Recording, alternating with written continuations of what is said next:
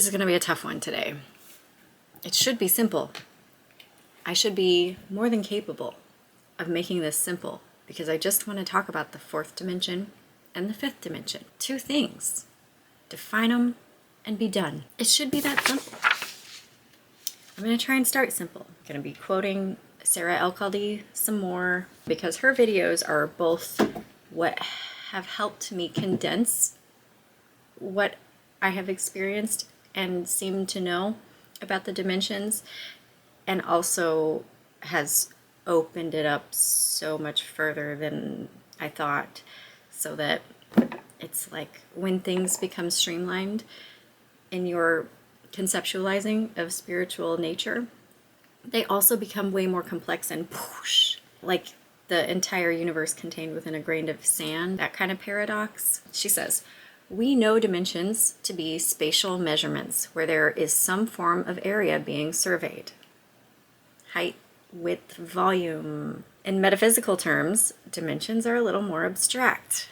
They're not actual measurements, but are referring to different arenas of space and time. So these dimensions are not somewhere out there and concrete. This is more wacky waveform stuff. They are non-local and laid over one another. It's all layers, veils, if you will. We are forever in a 360-degree hologram projection, or what I refer to as a quantum sphere. And in her video, she's showing a picture of a torus the whole time. And it's just really funny because at some point, I started being haunted both by the astrological sign Taurus. I'm surrounded by people that are Tauruses. My North Node is in Taurus, and this donut, even it's in that movie that I haven't even watched it. I've only seen like commercials and been like, blah, no, I'm not watching that.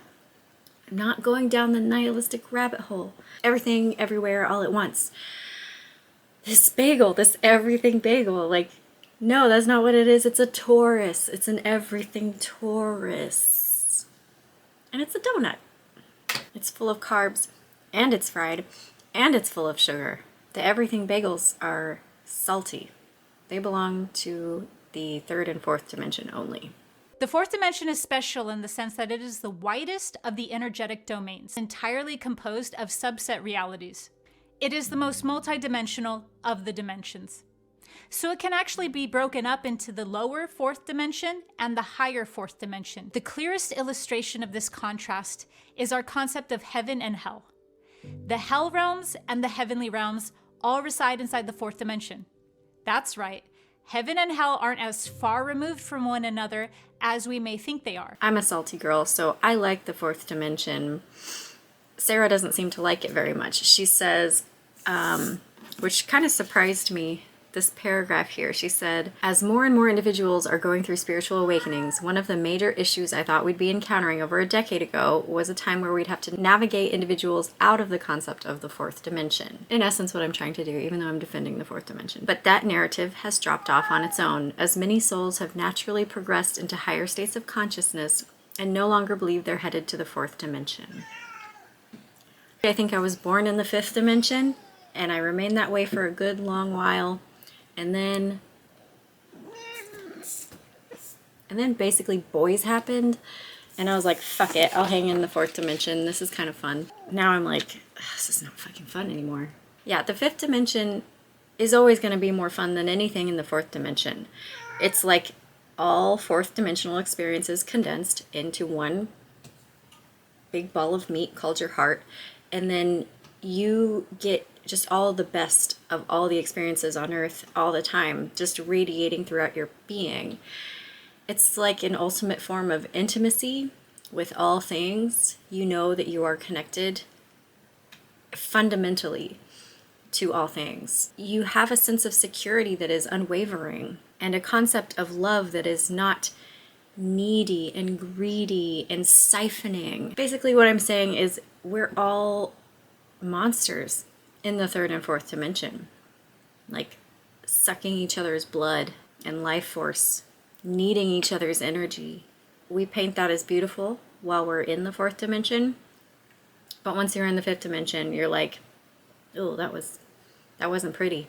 Greed, jealousy, selfishness, wantonness. The irony of reckoning with the fact that the universe is run on desire is that because those desires are not being repressed and shamed, they emerge from our being and in our action in healthy ways that are conducive to others, that can only enhance the positive emotional scale in others and in ourselves, because we recognize that all others are ourselves.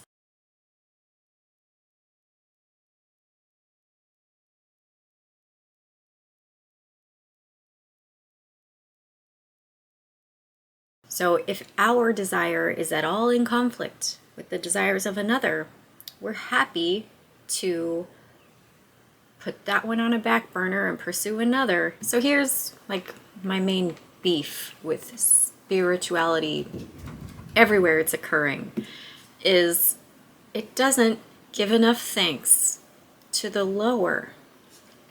It's just trying to get out, get away, be better.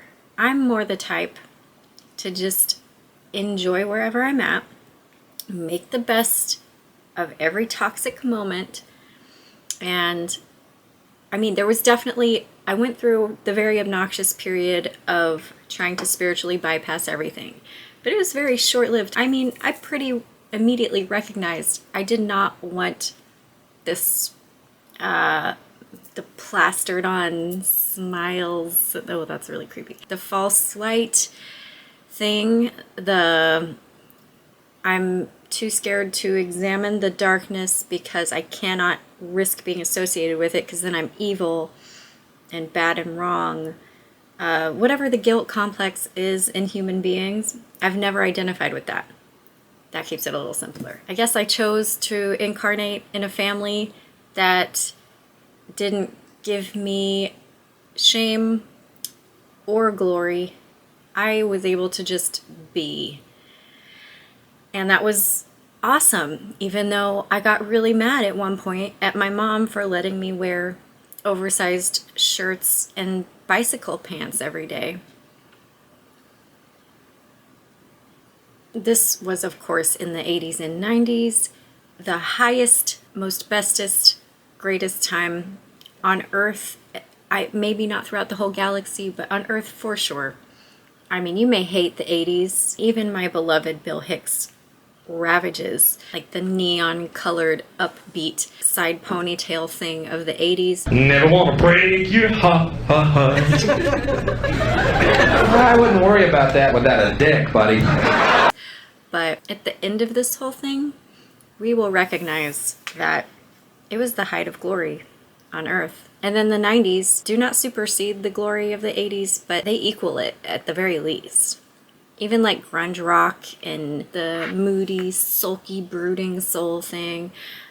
This is all some cool shit. And we need that to become what we are in the higher dimensions. Give thanks to the salt of the earth, please. Because without it, you would never be able to grow and the journey would be no fun. I just want to say that dimensions don't really matter. What's most important is that you are heart-centered, okay? Sarah does touch on the chakras. She says the chakras come from the fourth dimension. And I am so happy to just roll with whatever she's saying here, because I don't freaking know. I really believe we're just making it up, and whatever sounds like the best fiction, that wins. Like, chakras, fourth dimension, got it.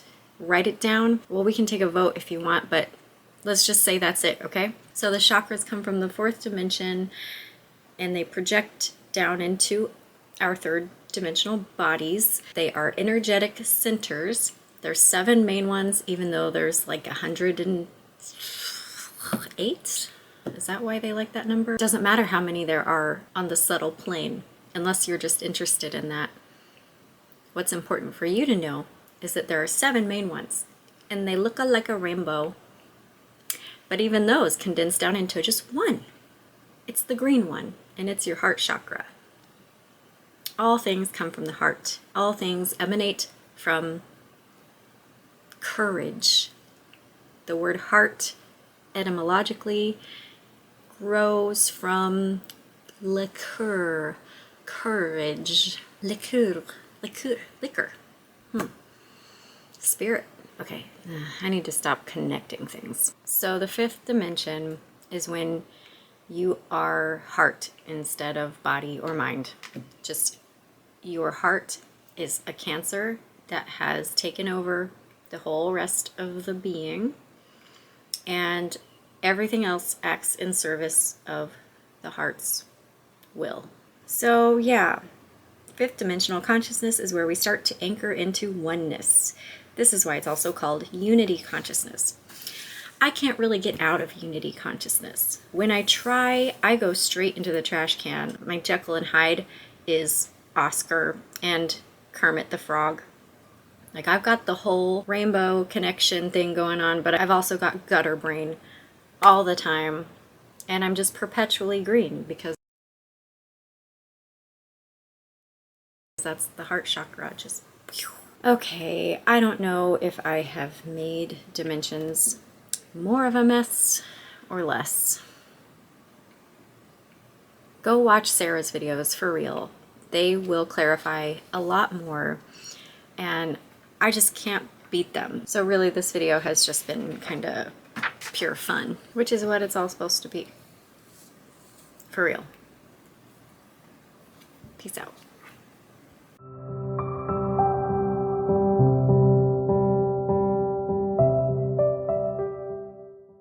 Drink up, have fun. There is no death. Drink up, have fun, don't suffer, don't feel guilty. Drink up, have fun, don't feel guilty, don't suffer. There is no death. God loves you no matter what you do. You are the perfect and holy child of God.